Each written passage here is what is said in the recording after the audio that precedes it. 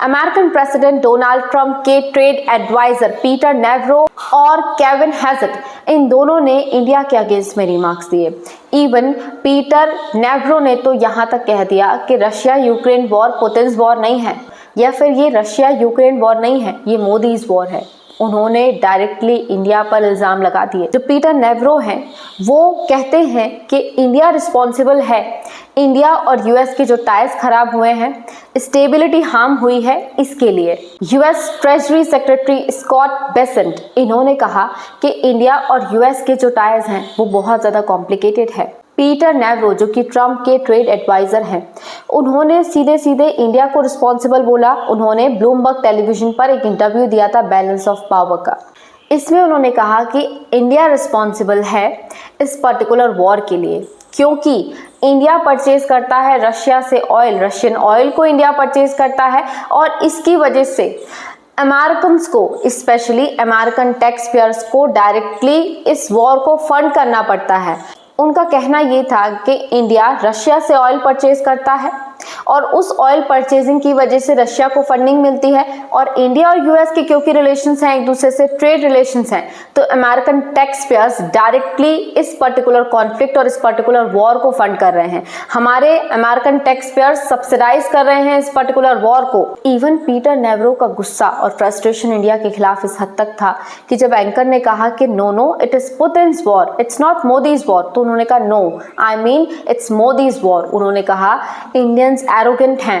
Indian से जब पूछा जाता है या इंडिया से जब पूछा जाता है कि आप ऑयल को क्यों परचेज करते हो, तो वो कहते हैं कि हम जिससे चाहें उससे तेल खरीद सकते हैं। इंडिया की बिलियंस की आबादी को अफोर्डेबल प्राइसेस पर अगर एनर्जी सप्लाई मिल रहा है तो हम वो लेंगे, और इसलिए इंडियंस एरोगेंट हैं, वो इस वॉर को फंड कर रहे हैं और इसलिए ये मोदीज वॉर है, ये पीटर नेवरो ने बोला। अब पीटर नेवरो की ये जो फ्रस्ट्रेशन है, ये एक्चुअली में यूएस प्रेसिडेंट डोनाल्ड ट्रंप का ही एक रिस्पॉन्स है। उन्होंने टैरिफ लगाया, उन्होंने अमेरिका ने डायरेक्टली इंडिया से कहा था कि हम वेस्टर्न सैंक्शन से इम्पोज करेंगे रशिया पर, उस पर हमारा साथ दीजिए, और इंडिया ने इसका साथ नहीं दिया।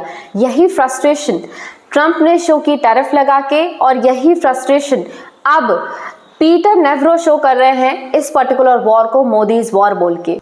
और वहीं इंडियन गवर्नमेंट ग्लोबली एक ही पॉइंट रखती आई है that this era is not for war. Frustration America का है रशिया के अगेंस्ट में, जो वो इंडिया पर निकाल रहा है टैरिफ्स इंपोज करके। 31 जुलाई को सबसे पहली बार ट्रंप एडमिनिस्ट्रेशन ने टैरिफ इंपोज करने के लिए बोला था जितने भी उनके ट्रेडिंग पार्टनर्स हैं उनके ऊपर। सो देन 90 डेज का एक पॉज लगाया अमेरिकन प्रेसिडेंट डोनाल्ड ट्रंप ने कि 90 डेज की एक विंडो दे रहे हैं हम, हमारे साथ में, मतलब अमेरिका के साथ में हमारे ट्रेडिंग पार्टनर्स डील साइन करें। सबसे मेन शर्त यही थी कि रशिया को ऑयल परचेज नहीं करोगे, रशिया के साथ में डीलिंग्स नहीं करोगे, और इंडिया ने इस पर्टिकुलर स्टैंड को नहीं एक्सेप्ट किया। इंडिया आज भी रशियन ऑयल परचेज करता है, और अमेरिका का सबसे बड़ा सिरदर्द यही है कि इंडिया क्यों परचेज करता है रशियन ऑयल को।